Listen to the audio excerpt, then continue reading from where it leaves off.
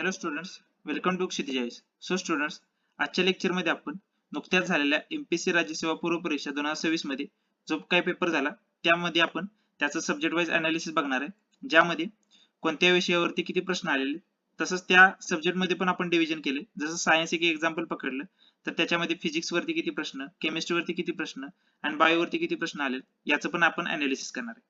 तर overall analysis बघता आपल्या असं लक्षात येतं की पॉलिटी वरती 15 प्रश्न आलेले, हिस्ट्री वरती 15, भूगोल वरती 15, इकॉनॉमिक्स वरती 15.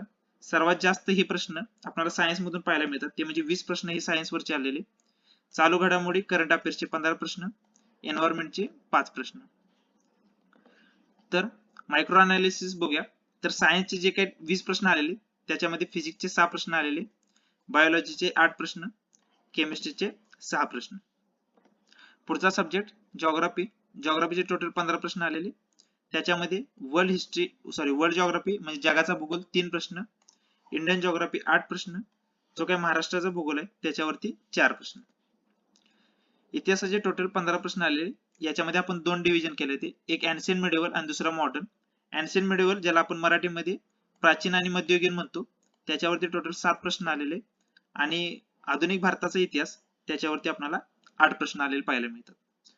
तर या अनालिसिस वरून तुम्हाला समजले असेल की कोणत्या विषयाला आपण जास्त प्राधान्य दिले पाहिजे व त्यावरून तुम्ही तुमची स्ट्रॅटेजी तयार करा.